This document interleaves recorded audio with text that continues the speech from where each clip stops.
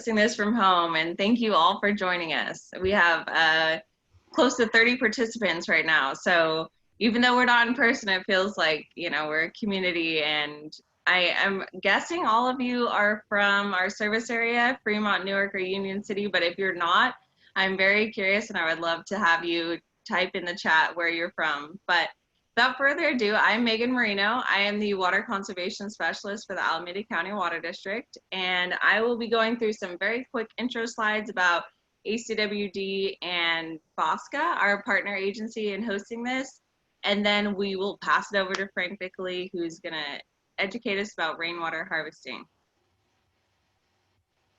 All right, so by default, everyone should be muted. And if you do have questions, please put them in the Q&A chat that you should have at the bottom of your screen. This is recorded, and we will have the slides and the recording available shortly after the webinar today.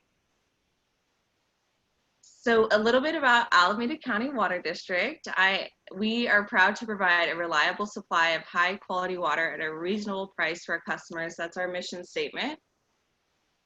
And we've been doing this for a long time, so over 100 years.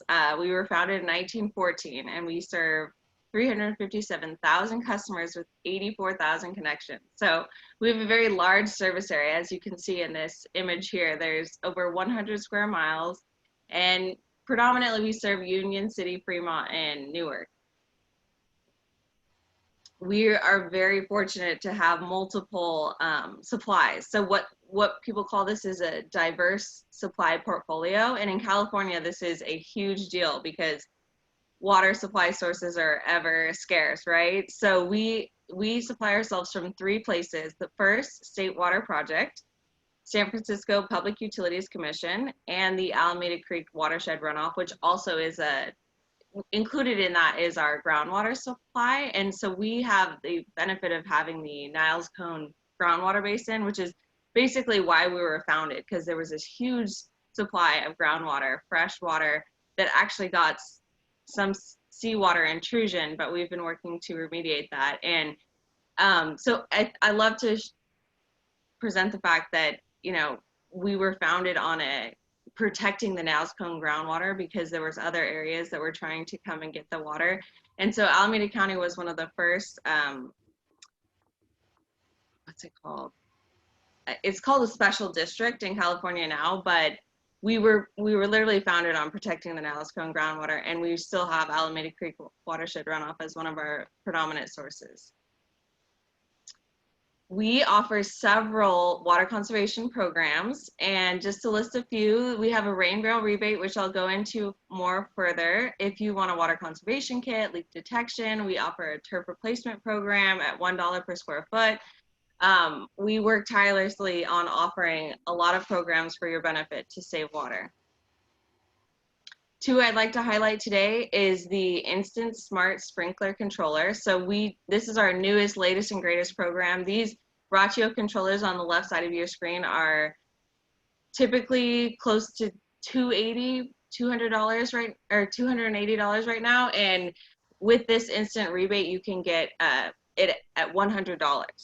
So this gives you a weather-based irrigation system that taps into local weather and then accommodates your sprinkler system, and you can control it off an app. It's kind of like a smart water system, and it's really beneficial, great way to save water outside.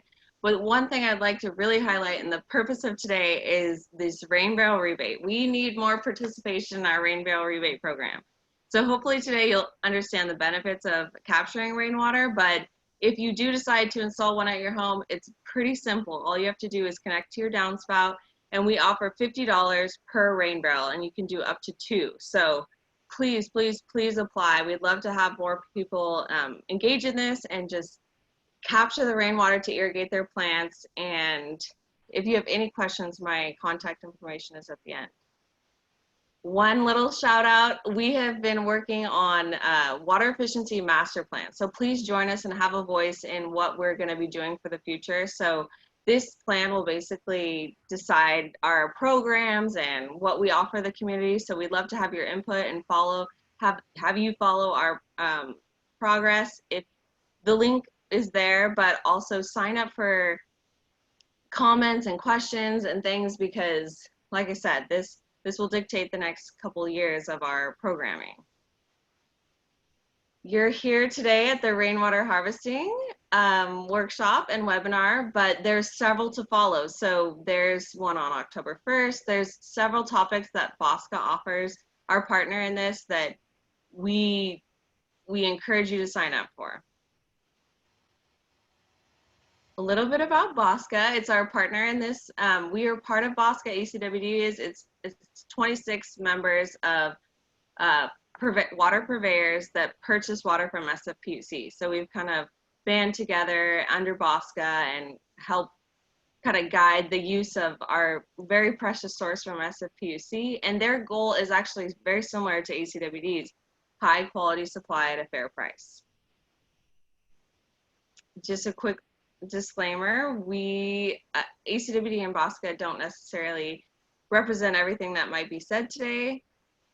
And if you have any questions, please contact me. I'm very excited to answer customer requests and hear what you guys are thinking. Without further ado, I know that was quick. I was trying to get through it so we can get to the main subject, but Frank Niccoli is like low-key a celebrity in our field. Like, we are so grateful to have him. He has been recognized nationwide, even by Oprah. He has been gardening for over 60 years, and he is a educator. So he's educating us today, but he also works at Foothill College, and he started his own company, The Village Gardener, and he's had a passion, which you'll understand from his speech today. But we'd love to hand it over to you, Frank. Thank you so much for coming today. Alrighty, thank you. So I'm gonna take over the screen, hopefully. Let's see, where am I? Just one quick thing, please put your questions in the chat, but I am not an expert, so I will answer as many as I can, but I'm gonna go on mute so you guys can engage. Thank you. All right, you can see my screen, right? Yes, we can. All right, outstanding.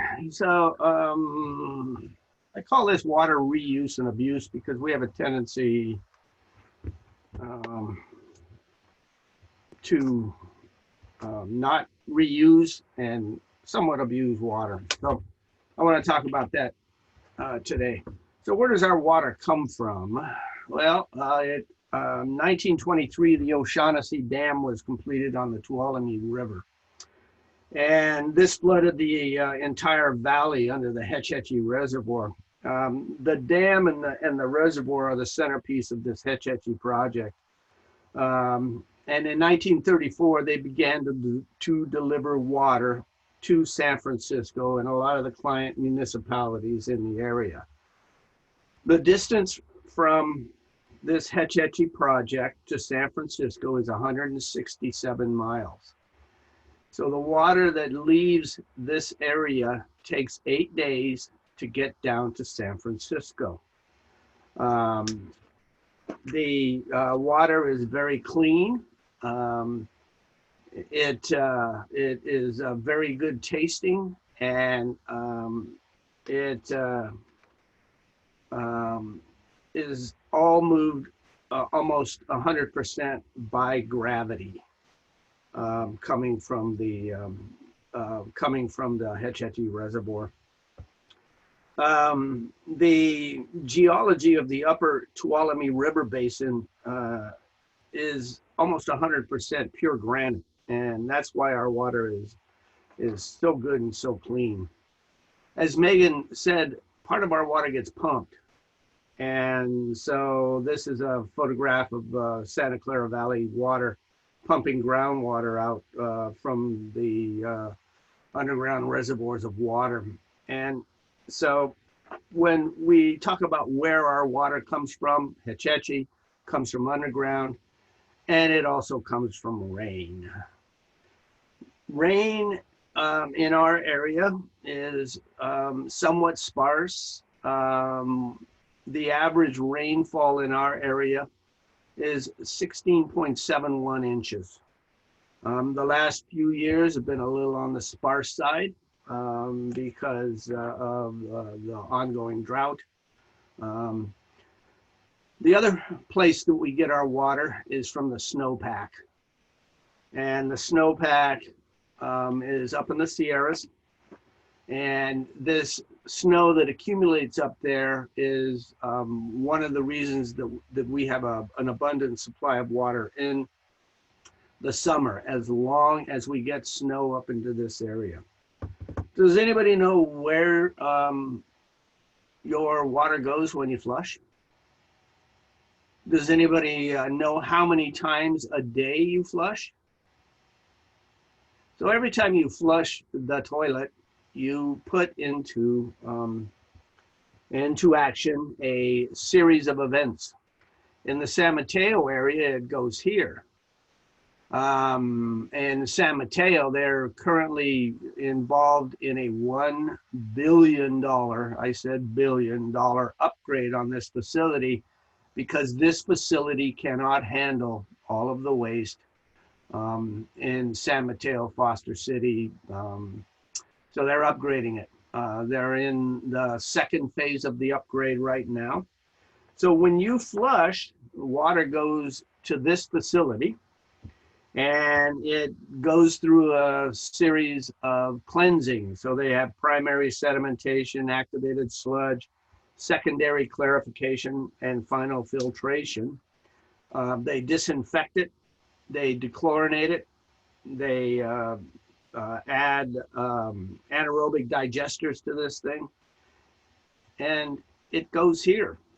This is San Mateo, right near the plant, and there's a pipe out there, and it discharges the water into the ocean. It's expensive. This is a really expensive way to manage water. An average home pays about $60 a month to keep these places active. And so when you think about this, and think about it every time you flush, that you're actually flushing dollars down the toilet, because you're paying for every flush. The more you flush, the more they got to charge to clean that water. So you may want to think about not flushing, or put buckets in your shower and gather that water, take the top off that toilet tank and add that water as you flush. I've been doing that for about 3 years. And it saved me a lot of water and a lot of money. So one of the things that we do with rainwater, and this is by design, is we treat it like wastewater. So how many of you have your downspouts connected to pipes, and it dumps into the street? So by design, we're calling rainwater wastewater. This is really typical. And we need to stop doing that. There is a much better way to use this water, and I'm going to show you various methods, including using catchment basins. So this is very typical. Capturing that water, drains, downspouts, and running it to the gutter. This is a better way. This is a dry well. It's a 4x4x8 basin, and water is collected into this dry well. So all of the downspouts, etc., go into a dry well, and that water actually gets back into the aquifer. So Megan was saying something about saltwater intrusion. Well, we have that big body of water that sits off our coast, and we have fresh water that is, I think she mentioned it was up in Union City, I believe. And as they pull fresh water from this particular aquifer, nature abhors a vacuum, so salt water goes into this to fill up the space, which contaminates that fresh water. So by doing something like this, you're actually adding fairly clean water back into the aquifer. So this is a real good thing to do instead of dumping it into the gutter as um, a lot of homes do. So this is essentially what's happening. This is the water table. It's fresh water. The brackish water mixes in with this fresh water from the ocean. And so you get vertical intrusion and what's called lateral intrusion. And the cities don't want to do this. It costs them a lot of money to keep this stuff separate. So the more water that you can put back into the aquifer, the less it's going to cost you long run, less it's going to cost the water districts to get you clean water. So what are some of the alternatives for harvesting rainwater? Well, some homes are really going big. They know that water is expensive and going to get even more expensive. Water rates since 2010 has probably gone up. Well, I know in Menlo Park since 2010, they were up 84%. They go up on a regular basis. The water companies are not going to charge less for water. They're going to charge more. And so this is a valuable resource.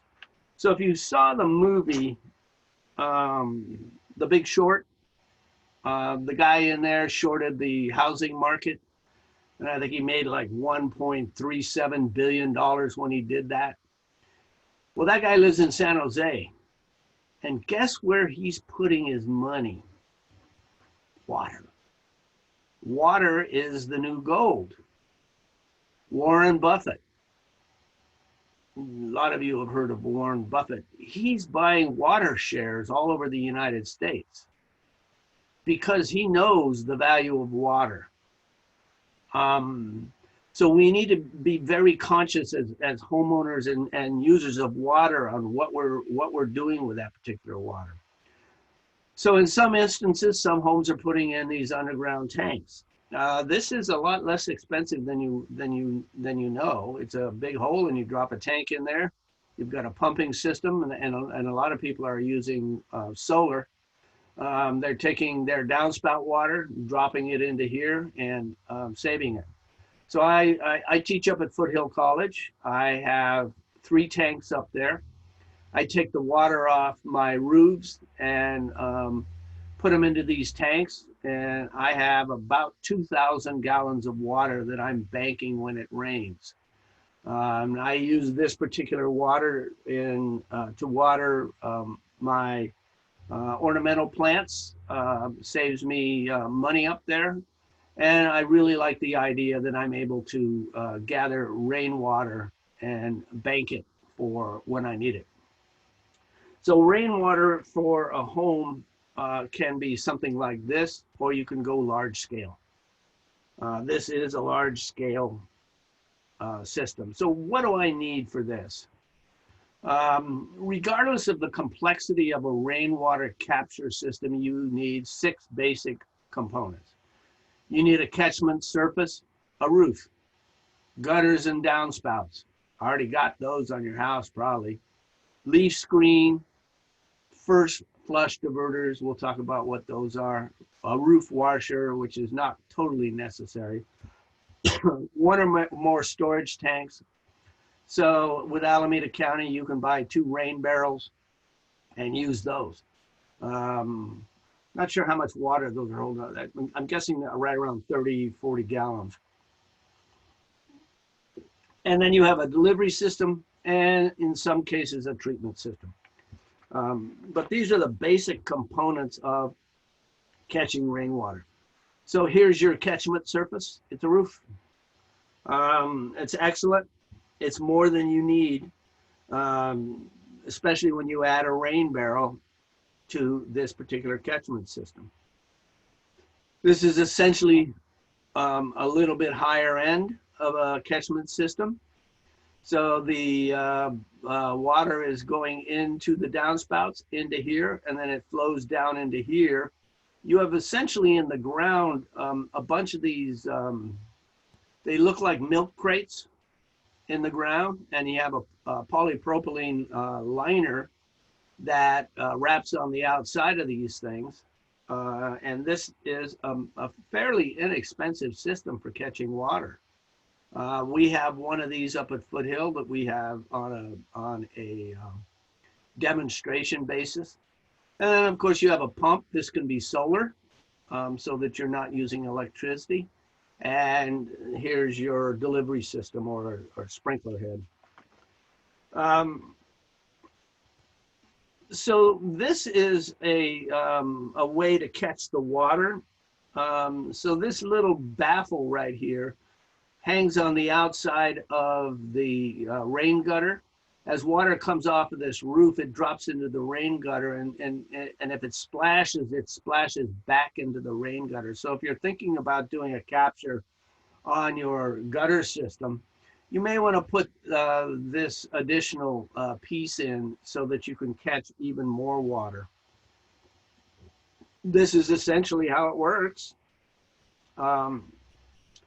And this photograph on the right side here is how many people use it. Well, you're not really using the water. You're just putting this splash block in here to divert the water from creating a big hole in the ground. So you want to start thinking about how to capture this water and how to use it. This is another big system. They're also capturing the water out of the washing machine. They're going to be capturing water out of the bathtubs and the showers also. Sometimes they use a solar pump and they put the tank up in the attic, and then it's gravity fed to their irrigation systems, etc. So a basic leaf screen is just something that's going to remove the leaves and the large debris from your downspout. It's a real simple system. The leaves go one way, the water goes the other way. So the leaves travel down this little plastic chute, drop out the bottom. The water comes in here and goes out to the left to your catchment basin. This is another way to do it. This is a first flush diverter. So essentially, the first rain is an ecological disaster in many respects because of all the chemicals that are out there. So on a roof, for example, a lot of pollution lives up on that roof. So the first rain washes all that pollution and chemicals into your downspouts. And so this is a first flush diverter, and it keeps not only the leaves and the debris from entering the storage tank, but it also flushes away a portion of the water after the roof is washed. So this is another way to do it. It eliminates small debris and sediment. These are commercially available, but there's tons of plans on the internet for a DIY. You can build these yourself quite easily. This is rather inexpensive. This is the type that I have up at Foothill College. And it dumps about 40 gallons of water on the first flush off the roof. And then after that, it begins to capture the water. This isn't unheard of at a regular residential home. I have a good friend lives in San Mateo.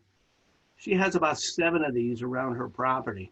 She grows a lot of vegetables. She has ornamentals, lives on a corner house, and she's got tanks like this hidden over by her garage, on the side of the garage, and she's collecting a lot of rainwater and uses it in her vegetable gardens and in to water her ornamentals.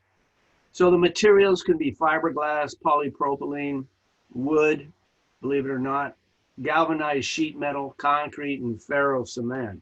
These are all ways that you can use these.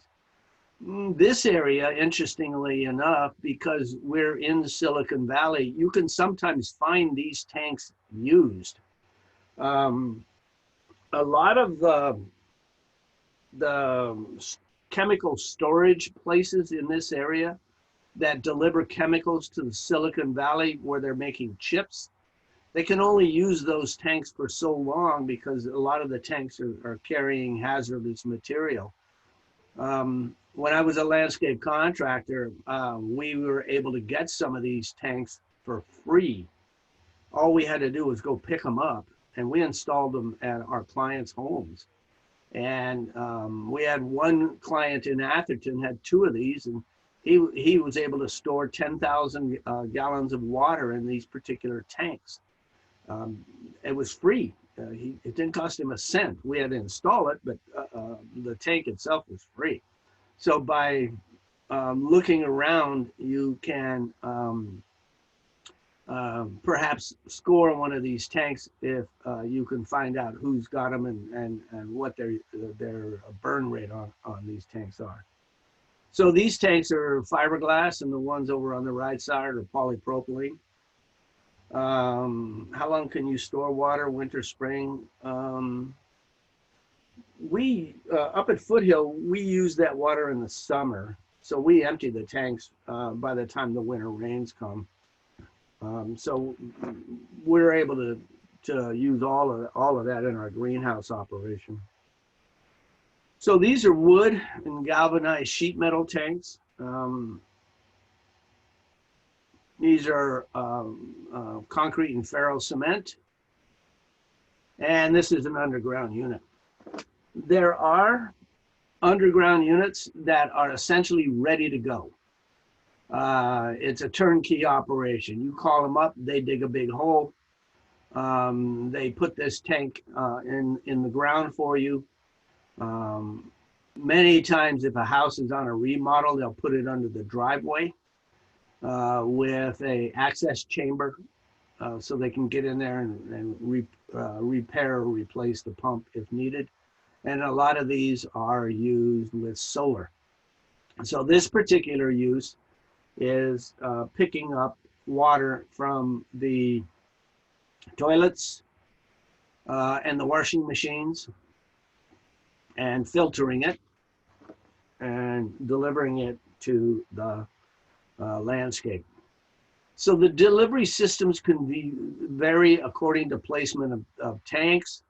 These systems can either be gravity or electric pump. You can get an on-demand pump also. So standard municipal water pressure is about 40 to 60 PSI. Most home appliances, your clothes washers, your dishwashers, hot water on-demand water heaters, they require about 20 to 30 PSI for proper operation. So if you want to gravity feed this thing, water gains about 1 PSI of pressure for every 2.31 feet of vertical rise. So for a gravity flow through a 1-inch pipe at 40 PSI, the storage tank would need to be 90 feet above the house. Doubt if the city is going to give you a permit to put a tank 90 feet above your house. So you're going to need what's called an on-demand pump. These new on-demand pumps eliminate the need for a pressure tank. The pumps combine a pump, a motor, a controller, a check valve, and some kind of a pressure tank function all in one unit. Potable water and catching and treating potable water is fairly simple. We were putting these types of systems in 20 years ago in some of the landscapes that requested them. Essentially, it's an on-demand pump. There's a 5-micron fiber filter in there. There's an activated charcoal filter and an ultraviolet light to purify the water. These particular kinds of systems were fairly common in some of the homes that we managed for landscape, and we were able to get these installed rather inexpensively. And these are available in a kit form. You can go to the internet and Google these, and they're available in a kit form. So average person uses about 100 gallons of water a day. So the dishwasher is right around 1%, baths 1%, leaks, and I'm going to talk about leaks in a minute, around 9%, and easy to find a leak. We'll talk about how to do that in just a minute. Faucets 11%, clothes washers 15%, toilets 19%. So if you just took the top off the toilet tank and put some 5-gallon buckets in your shower, the amount of water that you catch is rather staggering. So it takes time for my shower to heat up. I capture all that water. And when I flush a toilet, I just take that water and I add it, pour it into the top of the tank as that tank empties, and I'm just saving lots and lots of water. So leaks. Every home has a water meter that's usually at curbside. You can actually take the lid off of that, or you can call your water department and they can tell you if this thing is leaking or help you find the leak. Essentially, there is a small diamond on this water meter that spins. And if it's spinning and you don't have any water on, you've got a leak. A lot of the cities, and I'm sure Alameda County is offering leak kits. You put a dye in your toilet, let it sit, and if the dye infiltrates your toilet bowl, your toilet is leaking. The amount of water that you would save is significant by fixing a leak. It adds up rather fast. So instead of using it and dumping it into the sewer system, we could catch it. There's a number of ways that you can catch that, and I'm going to talk about those going forward. Many of the cities are going to a toilet to tap system. Essentially, what you put in the toilet today will be coming out of your tap tomorrow. Maybe not that quick, but they are going to a toilet to tap system. Not unusual. The water is becoming a very expensive commodity. So how do we trap this stuff? Well, you could go the rainwater storage tank system that I'm showing you here.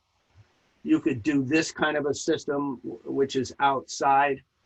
And essentially, you've got a collection surface here. You've got collection gutters. You've got a gutter protection to get all the leaves out. You've got a first flush diverter. You've got a collection cistern, an overflow port, if you want to put it in. I don't have overflow ports on my system up at Foothill College. Mine has a valve on it so that once it hits the top, it stops the water from going in. There's a pump in here, number 10, and going through a filter, and it can be used in the garden. So when you're installing this kind of a system, water's heavy, about 8.5 pounds per gallon. So you want to make sure that you put down a base, something as inexpensive as base rock, compacted to 90%, will hold this tank quite adequately. If I get a 1,000-gallon tank, I'm essentially putting about 9,000 pounds on this surface. So I need to plan for that, and I need to prepare that base to capture that kind of water. Something as simple as this works. If I've got 10 downspouts or 8 downspouts, let's just stay with 10 because I don't want to do the math. These rain barrels will capture anywhere from 50 to 100 gallons in a rain. So if I've got 10, I'm capturing 500 gallons of water. I don't know what the city charges for 500 gallons of water, but this is free money as far as I'm concerned. When you look at a roof, a 1,000 square foot roof will catch about 600 gallons of water with a ½ inch of rain. That's a lot of water. So if I can catch 150 to 300 gallons of water and store that, why wouldn't I? What would be the return of investment in buying one of these rain barrels and not have to pay the water company to deliver me water, and I've got this water to use? Interestingly enough, the hose is up high. I don't know why they're doing that, but it's usually down in the base. Gravity feeds it. It's a real good way to capture water. And I think a lot of you should take advantage of what the city is offering and buy these rain barrels. So this is what's called a dry system. So essentially what the dry system means, this pipe, which is the inlet side of this capture system, is dry most of the time. When it rains, the water coming off of this roof goes into this tank system and will hold about 500 gallons of water. It's has a lot of advantage. It can store a large amount of rainwater. It's great for climates where rainwater with infrequent larger storm events, and occasionally we do get a storm event in the summer when that rain comes up from Mexico, comes up from Baja, and yep, I said Baja, and it can be rather inexpensive to implement. It's less complicated than a lot of your systems. The storage tank is next to your house, and you have to find a little nook and cranny where you can stash this thing. So this one is a wet system. Essentially, the water is coming off the downspouts, it's running into a pipe, and it's going into this particular tank. This system is a pretty good system. If you've got a large tank, it's a little more expensive to do because you've got underground piping. The tank should be located away from the house, and it works quite well. This is another system. It's a wet system. This is at a school. It's a kind of an attractive tank to me. I don't know. It collects water from multiple downspouts. It's a little more expensive because it is material because of the material it's made of. So problems are not stop signs. They're guidelines. And when we think about some of the issues with capturing water, yeah, we've got a couple of problems. This is kind of unsightly. So when you're trying to establish a capture system, especially at your home, your neighbors are probably not going to like to see all these pipes flying around in the air. Some of these pipes can be rather dangerous, especially when the weight of water causes them to sag and break. So this is not something that you want to do. The other problem we have with collection is algae.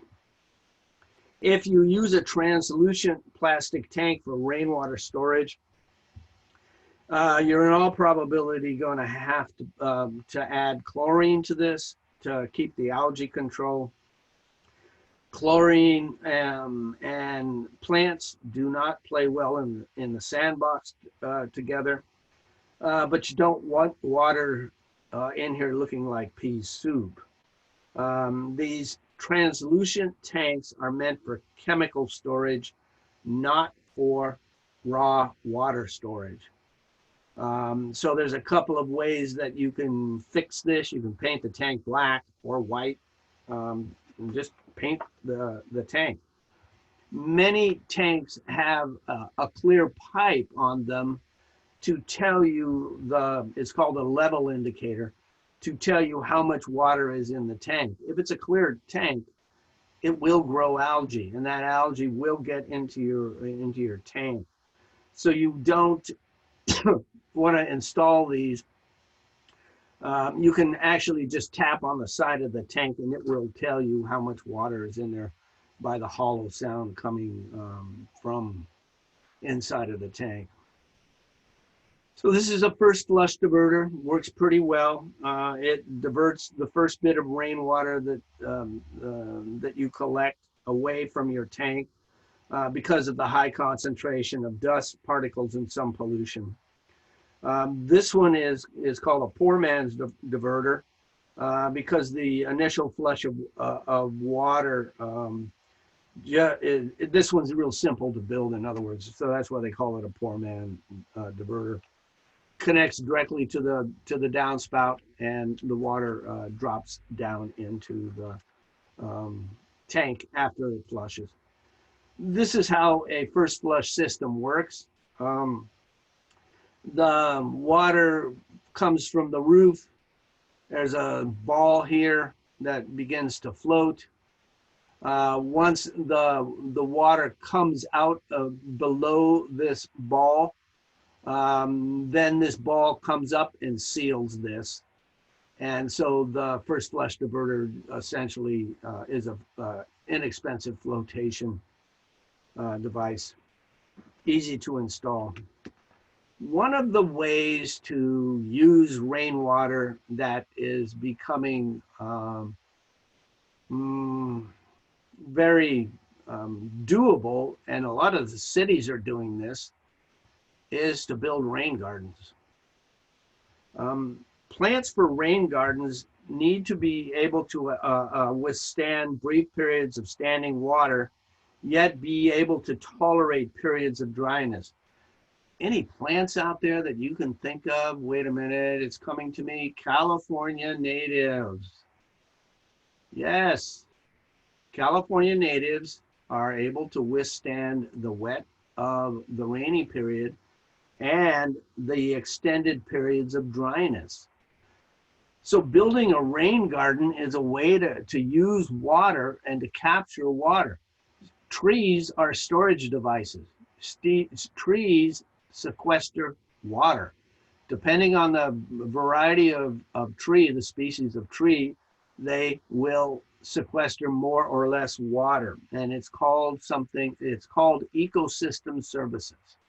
If you want to look that up, you can see what the ecosystem services is all about. There are a number of things that ecosystem services does for you, takes pollution out of the air, sequesters carbon, sequesters water, number of things, too numerous to get into in this particular talk. So these native plants have evolved to thrive in our local environments. They provide a great habitat for insects, bees, butterflies, and they're rather easy to build. You're essentially diverting the water to go into these particular basins and watering the plants when they rain. So this is a rain garden. These are native plants. The downspouts on the house are essentially running the water into these rain gardens. If you want some more information about it, here's two really good books. I recommend the one book on the left, the volume 1. This is Brad Lancaster. And he's been involved in rainwater harvesting for years. He lives in Arizona, and he's turned his home down there into a little oasis by using some very simple techniques for rainwater harvesting. If you're in the dry lands and beyond, then maybe you want the book on the right, but I would suggest if you're seriously interested in this, get the book on the left. Yeah, there's some used ones on Amazon. So when you're building a rain garden, essentially you're teaching the water to go where you want it to go. How do you do that? Well, you use rocks to divert it. You're using swales to move the water, and you're moving it to where you want it to go. Many of the cities are doing this. They're cutting the curbs. So they're putting in these curb cuts. These basins are allowed to fill up with water, watering the plants. One of the reasons that they're doing this is because stormwater protection is expensive. To put in stormwater drains costs a lot of money. So a lot of the cities are saying, well, instead of doing that, let's cut these curbs and allow the water to go into these rain gardens, and the water will eventually get back down into the aquifer. You're seeing this all over Palo Alto. Foster Cities is doing it. I believe Alameda County is doing it also. I'll talk to Megan about that later. But I believe they're doing these kinds of rain gardens. There's a demonstration garden down in San Jose. What is it? They're called Habitat House, I believe. And they have really good examples of rainwater harvesting and how to do this. This is a rain garden. The downspouts are over on the right side, and on the left side, you can just about see the downspout over here. Water is diverted into this garden. The garden is watered entirely by what they collect off the roof. There's no catchment tanks, nothing. They're just diverting the water so that it can be used by the garden. One of the more high-profile rain gardens is the campus to the McGoldrick Learning Commons addition at the Lemieux Library. And this is a series of structures that captures roof runoff, and it moves the water through a series of canals. Oh, I want to go back one. I want to go to here. Yeah, and so this water is being moved through these plants. These particular kinds of plants are grasses that are native to that particular area. Water, they have a water wall feature that's quite attractive. There's a waterfall there that is really quite beautiful. As you watch the water going in and around these tanks, they use a lot of boulders to slow the water down, which allows the plants to pick the water up and use it. So this is an excellent use of a rain capture system. Essentially, this is what you're going to be doing for a rain garden. You're going to be selecting the kinds of plants that will take this particular, a lot of water in the wintertime, not so much water in the summertime. How does it work? Well, it works really well. Water is captured from the downspouts. You're moving it and slowing it down, or you're picking it up into a pipe and you're dropping it into your rain garden. There's some rocks here that are slowing this particular water down. You can put a berm on one side of it to stop the water from moving, especially during a heavy rainfall. You drop your native plants in there. This water will infiltrate into the root system of the plants. The roots will get down there, pick that water up, and they do pretty well. This is another example of a rain garden that is easy to build. Essentially, you've got a rock channel here. The water is coming off the roof into the gutter, down the downspout, and you're moving it into the rain garden. It's a very simple and easy method to move the water. You can add compost. I wouldn't recommend adding sand to this mix. even though this drawing says sand. Compost is the best way to amend our heavy clay soils in this particular area. And you're going to try to use as many California natives as you can. So this is an excellent way to capture rainwater so that it doesn't go into the storm drains. Essentially, this one is in Seattle. So this is the Ballard Roadside Rain Gardens, and the city has made these curb cuts and installed these kinds of gardens out there. And it is there to control combined sewer overflows. So sewer overflows are not a good thing. And so by doing this particular type of rain garden, they were able to reduce the combined sewer overflows by 36%. This is the same area. This is the Ballard Roadside Gardens. And they're capturing the water and moving it into these areas where the plants can use it. This is another rain garden. This is in Clark County. So they did an experiment. They installed 15 rain gardens in the Mount Vista neighborhoods. And the original installation failed, and so they were eventually rebuilt, and they seem to be working. This is part of that system that I talked about at the Lemieux Library.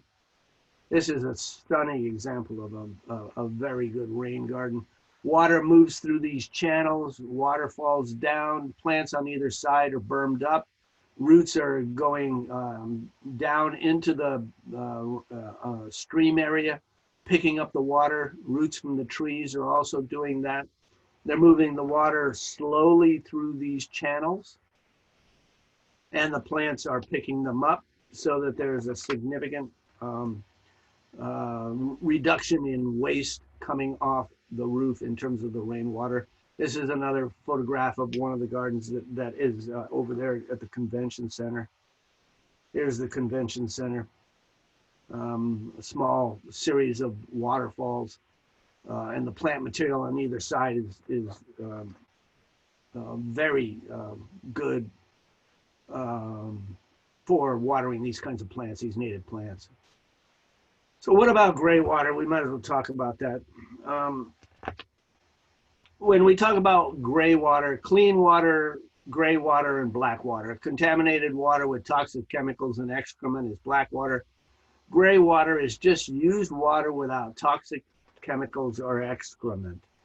The most important concept to understand is that if you're not using gray water, you're pouring about 5 to 10 gallons of water into a deep hole every day without saving it. The other concept is that just because you have a plant out there doesn't mean that that plant wants the entire amount of water. So you need to figure out what you need to do with this. So gray water is essentially water from showers, bath, hand basins, and the laundry. This does not include water from the toilet or laundry water that is used to clean diapers. And we'll talk about a diverter on how you do that. But the average person generates about 25 gallons of gray water a day. So we're in this COVID environment. What's the big deal about that? Well, we're washing our hands a lot more. Where's that water going? It's going to the treatment plants instead of into our gardens. You can retrofit gray water systems so that you can irrigate a 2,400 square foot of water or a 2,400 square foot garden in a semi-dry climate. A family of 4 produces enough water to irrigate that garden. So you don't have to have an irrigation system. All gray water. So how do you use gray water? Gray water needs to be used within 24 hours because you don't want bacteria to multiply to unsafe levels. Gray water cannot be stored unless it's treated. So these treatment areas are somewhat expensive. So you want to be able to use the gray water immediately. Around 3,000 gallons of water a month is the average of a family of 4 uses. When we look at gray water, we need to understand that it is it needs to be free of chemicals. So when they began to investigate the use of gray water, they started to look at the amount of chemicals that an average family uses, and they found 92 different household chemicals and personal care products with 290 chemical constituents in these particular household products. So when we decide to switch over to a gray water system, we need to look at everything that we're putting into that water. Are we using Clorox? Are we using contaminants that could possibly harm our plants? Bleaches, cleansers. What are we using? And why are we using these anyway? They have to go to the treatment plant, and it's costing you more money to clean this stuff. So you need to start thinking about the kinds of toxins that you're putting into your own water. Remember when I said toilet to tap? Well, some of that water is coming back to you. So this is a gray water system. This is a very simple one. This is your washing machine. There is a diverter in here, and we'll talk about that diverter in just a minute. And essentially the water is going out into the garden through a piping system and watering the plants. It's very simple. This is real easy to install. You do have to change the type of dishwasher soap that you're using. You don't want phosphates in it. You don't want dishwashing detergents that are dominated by salts. But so you have to think about what you're using in your washing machine. This is another very simple gray water system where the hoses are on top and they're irrigating the landscape. So when you're using gray water, how are plants affected? They did some studies and they found that gray water irrigated tomato plants have a similar or higher leaf and stem biomass than tap water irrigated plants. Evidently, the plants like getting water, gray water. They seem to like it. The biomass in its root system were unaffected by the gray water in terms of the root shoot ratio. In fact, the root shoot ratio was a little bit higher for plants irrigated with gray water. So gray water is good for plants. You just got to be careful of the salts in some of these detergents. So change your detergent to something that's a little less salty, because plants, salt buildup in the soil is not something you want in your garden. Water from the sinks and toilets are, from the kitchen sink and the toilet are considered black water, not gray water, and should not be recycled in a garden, but they should be sent to the sewer system. Shower and bathtub water are considered gray water, and so you want to use gray water friendly cleaning products in the shower and in the tub. The effects of cleaning products depends on what type of gray water system is in place. So we worry about nitrogen, phosphorus, and potassium.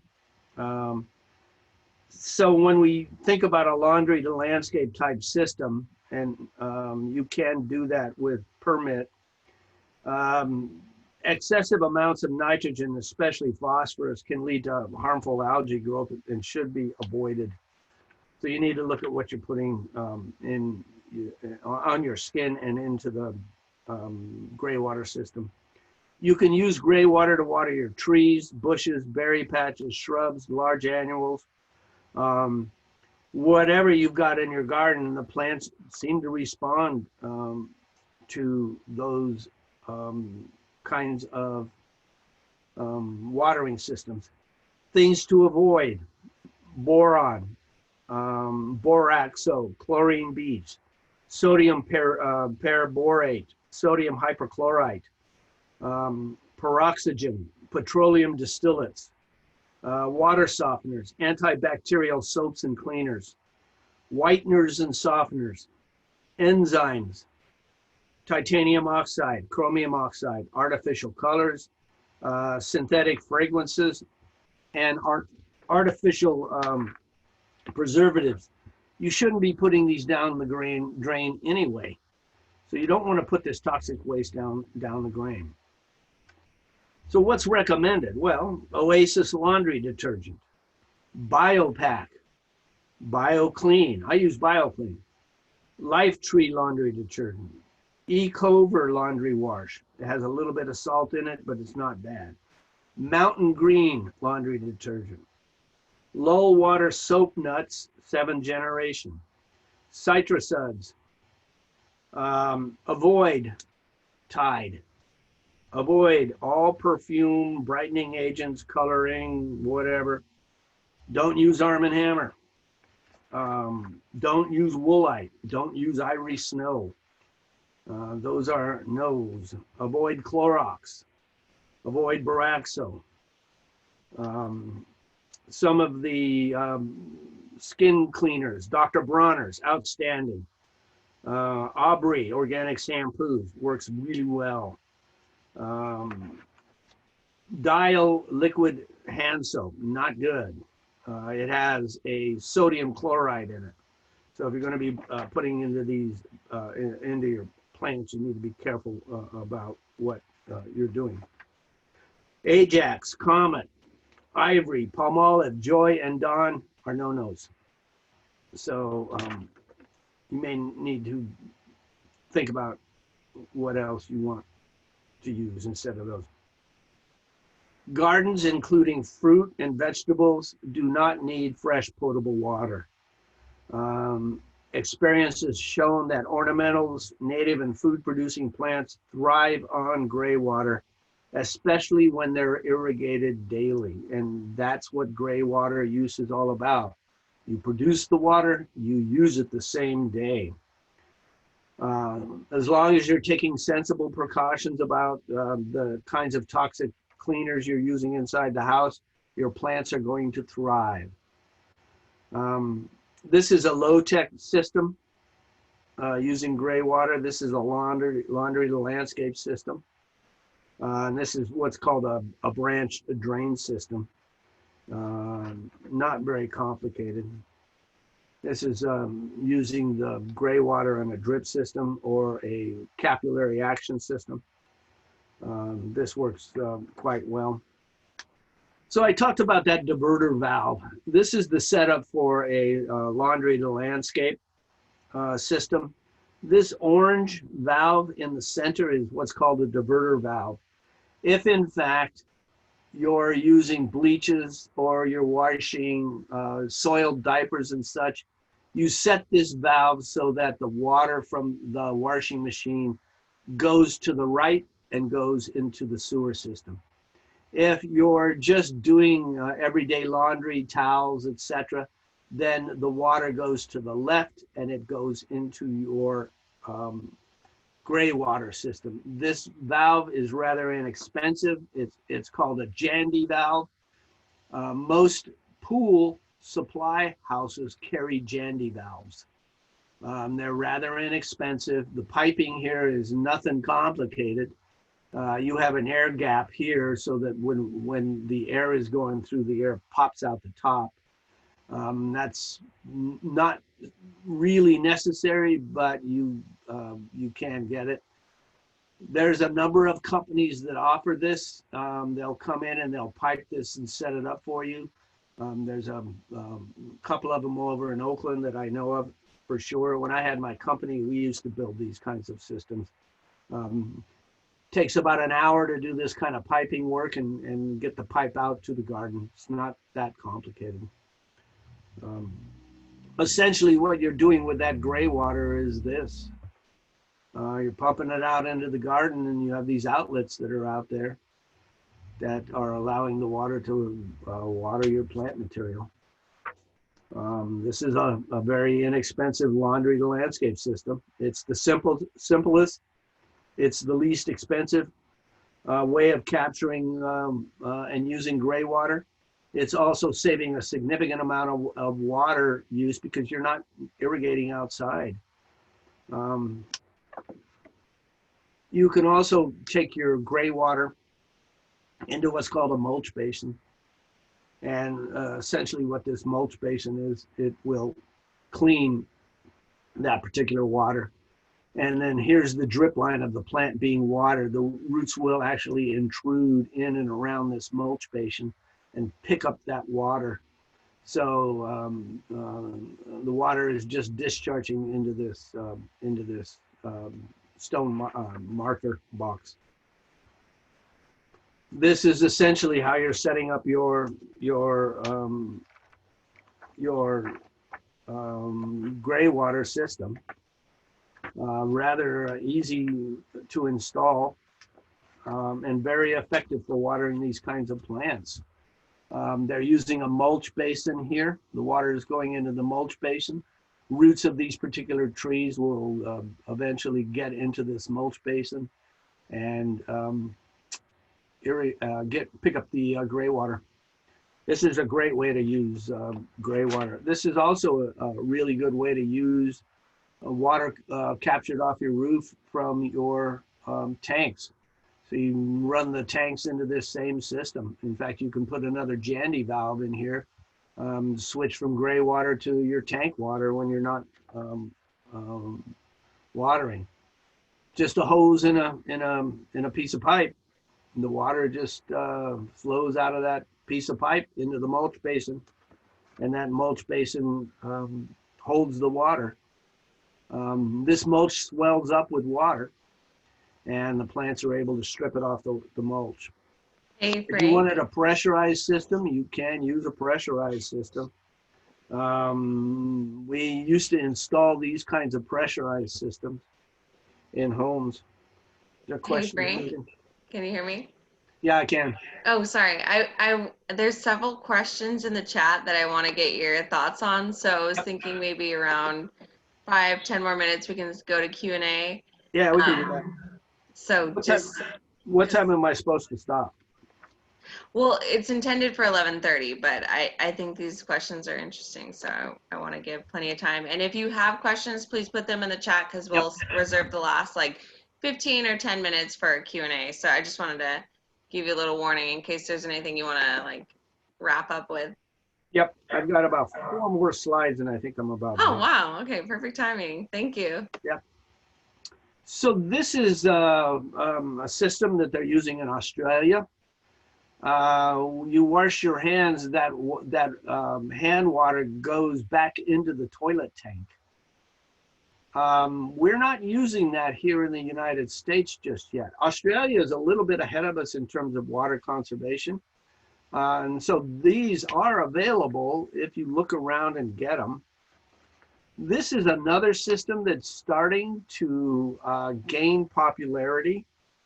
This particular system has a tank in it, and there is a bromine or chlorine filter tablet that is automatically fed into this system. And this system holds water it's about $200 for this kind of system. This is AQUS Greywater system. It absolutely cleans the water. So remember when I was saying that the guy from The Big Short is getting involved in water? Well, these are some of the companies he's getting involved with. This is Wahaso. This is Aqua to Use. And Aqua to Use has a whole house system. It looks like a little air conditioner that sits outside of your house, and it's using all of the water in your house. This is Rewater. Rewater already has kits for a home. This is a single family automatic filter package that you can purchase through Rewater. This is a multi-family commercial package for apartments. It's about $2,300 for this multi-use. And then this is the other company that is doing a lot of commercial stuff. So this is a commercial system, as is this. And the reason I'm showing you this is because we will be doing this in our homes. So this is a Nexus e-water system. Looks like a couple of air conditioning units that sit outside your house. 78% of your water goes back into your house for reuse. This is what the e-water system looks like. So I'm showing you these because these systems are coming down the line. They will eventually be here. It's like gasoline. Once gasoline gets to a certain dollar value, things changed. All of a sudden we got efficient cars. Well, that's the same exact thing that's going to happen with water. Once the price of water gets to the point where it is cheaper to put in one of these units, this is going to happen. And I suspect it's going to happen sooner than later. So I will take questions now. Awesome. I feel like if we were in person, I would give you a huge round of applause. Literally, I learned so much. Even though I'm like somewhat familiar with these systems, I feel like, wow, that was such an educational, like you broke it down from gray water to rainwater, and some of these questions are definitely geared towards you. So I'm going to start from the top. The first question is, given the Bay Area climate, how long can you store rainwater? Is there like a rule of thumb, or is there certain months? No, up at Foothill College, for example, we're using the rainwater that we stored May, June, July, depending on temperature. We do have summer courses up there, so we're using it in our greenhouse facility, and we also have a large lath house. So by the end of August, those tanks are empty. If we do see a projected storm coming in, and we have about a week's time, then we'll use up that water with hopefully getting a real wet storm up from Mexico to replenish our tanks. So that's how we do it up there. But it's just use it, don't store it. Yeah, kind of like time it with the rainfall too. I love that. Yep. Okay, so will you share, I know this is not like a demonstration. If we were in person, we could like actually see the construction, but the question is, will you share easy instructions for newbies so we can try the basic rain barrel first? Yeah, it's really simple. You're essentially just cutting your downspout and slipping the rain barrel underneath it, put a stone underneath that rain barrel, and the water coming off the roof will go into that rain barrel. It's really simple to do. 10 minutes, you're done. 20 minutes maybe. So. Yeah, and there were some questions about installation. I just want to say, like, if you apply for the ACWD rebate, there is some like specifications, which is actually ultimately to protect you. And I'm sure Frank mentioned it, but like one of the qualifications is a solid base. So like you don't want any overflow to be going into the foundation of your house. Like that can create problems. So you want to offshoot if it's overflowing to get away from the foundation of your house. So installation, like labor, you could hire someone, but honestly, if you have a saw, I think you can do it yourself, right, Pretty Frank? much. It's pretty easy. Okay, so this is specific to Fremont. In Fremont soils, would we need an under drain, or is the infiltration rates good enough for large storms, considering converting front lawn to rain garden?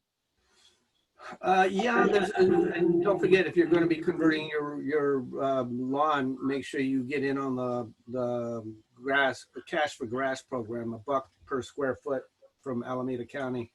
You can convert that to a rain garden. The easiest way it is to sheet mulch that lawn, and you can do it right now. Essentially, you're going to be putting down cardboard and compost and then mulch on top of that. In about 6 weeks with this heat, that lawn will be dead, dead, dead. The soil organisms will eat that lawn instead of you removing that lawn. Saves about $300 that way. In the meantime, start planting for the fall. The fall planting is coming. October, November is the best time of the year to put in California natives. So your lawn gets killed now. In October, November, you're putting in your California natives. You're establishing your rain garden by diverting that water from your downspouts into that new garden. You're done. Home free. Yep. Yeah, I think, Rupit, thank you for your question, because that's something I've never really thought about, the soil infiltration rate, right? So it's very specific to where you live. Yep. And so we can't really say a universal answer for your question about, okay, if we install a rain garden, will it go underground? If it's a clay soil, it's going to be harder, right? So I really appreciate your question, and I think it's pretty specific to where you are, especially in our region. Easiest way to do that is dig a hole, pour a gallon of water in it, and time it, see how fast it goes. There's your infiltration rate. Simple. Okay, that's great. I hope that helps. And please, if you have a question, we can answer live. So I can unmute you if you would like to speak in person. Anonymous attendee says, do you have recommendations for contractors that provide rainwater harvesting or gray water systems in the area?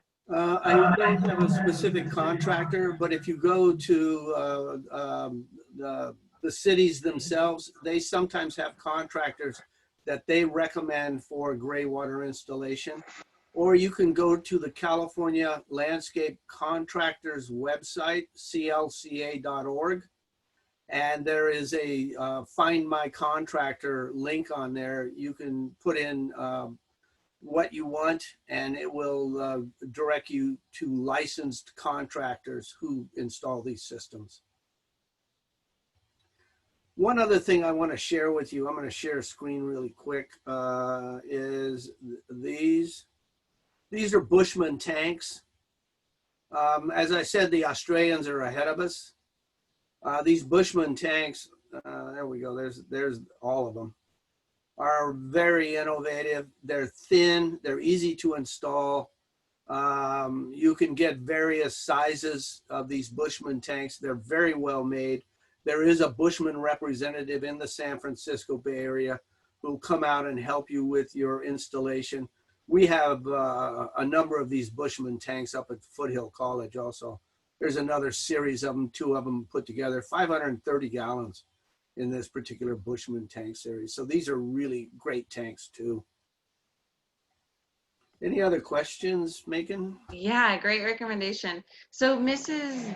Baptat, I would love to have you answer or express your question via voice, because I will read it if you don't feel comfortable, but it's a good question. I think you should say it yourself. We do have one hand raised, so I will give speaking to Repeat. Are you there? Hi, yes, I'm here. So my question is that in the front lawn that we're planning or we're wanting to convert, there currently is a sprinkler system.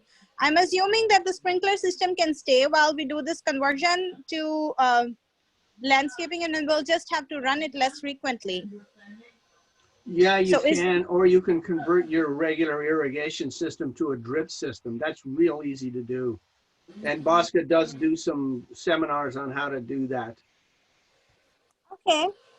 And then this rain garden would kind of just, be what we are called, the rain garden would just be a drought tolerant landscape. So are we Absolutely. using that term interchangeably? I'm a stormwater professional, by the way. Yeah, it's a drought tolerant landscape, depending on the type Yeah. of plants that you choose. You know, Okay. California natives are very much attuned to these kinds of situations. Real simple stuff to do, and you'll find numerous examples of rain gardens. CNPS, the California Native Plant Society website, has a number of suggestions in terms of plant material. You want to try to get plants that are local to your area, but other than that. And Megan, this is an administrative question, but on the website where they talk about the rebate, they say that do not start any conversion until you have received approval. So should we not do any planting until we receive the approval from Alameda County Water District that the rebate is approved, or we can go ahead, or can I not even sheet mulch? Because like Frank said, this is a good time to sheet mulch the lawn so that it'll be ready for planting. Yeah, great question. I would just add, if you do want to, like to qualify for the rebate, you have to do really drought tolerant, water efficient plants. And then also you would want to submit before you start any work. So all you have to do is take some quick pics and apply to our rebate, and we'll recommend, or we will establish a rebate amount that you can take your time with. So definitely apply before you start any work. Okay, sounds good. Thank you. Yeah, thank you. What's that? The turnaround for the permission is rather quick. It is, but we understand that sheet mulching takes time, right? So like our typical window is like 90 days, but you know, we can be flexible regarding of timing. And like Frank mentioned earlier, like this is a great time to start planning because it's fall. I think that's all of our questions, unless, okay, so I'll read the last one. If you have more, please put them in the chat. We have a few more moments. So Ms. Bapat said, currently our downspouts empty out into underground dry wells, which are 5 feet away from the house. We would like to install a 50-gallon rain barrel at each downspout, but we would also like the rain barrel, when full, to overflow and drain the excess back into underground pipes that connects to dry wells. Can rain barrels be installed like this? Which brand of rain barrels have an overflow outlet at the top and can be used to drain excess back into underground dry well? The ones that the city offered don't have a overflow on them, but the Bushman tanks do. It's easy to install an overflow on these particular tanks. You can actually modify the city tanks to have an overflow on them. If you just go, you're going to have to buy a part. The parts are about 18 bucks over at Home Depot. Essentially, you're going to just drill into the top of the tank, establish these bushings on either side of the tanks themselves, drop a pipe in there and run it to your underground system. It's real easy. It's not hard to do at all. You're muted, Megan. Yeah, there were a lot of questions about cost. So like we obviously offer the $50 incentive, and I've known several customers to get rebates or rain barrels that are around $100 or even $50, or like Frank mentioned, free. Can you talk about the cost of installation? It depends on who's doing your job. Most contractors are going to charge anywhere from 50 to 75 bucks an hour to install this stuff, but they're quick, they're fast. They've been doing these things day in and day out, so they usually have most of the materials on their trucks, or they know exactly what to buy. They're usually in and out of there very quickly. So for us to do a laundry conversion, laundry to landscape conversion, about an hour and a half to 2 hours on a typical home. So it was about 100, 150 bucks worth of labor. Parts, maybe 60, 80 bucks. And this was 2013 prices. So it hasn't gone up that much since then. So you're looking at about 200 bucks to convert, which is rather inexpensive. So that's for gray water, right? So what about rain barrels? I think that's what the question was asking. Oh, rain barrels are really simple. It's about a half hour per rain barrel. We use a Sawzall, cut that downspout, put a spacer behind it so that it drains directly into the rain barrel.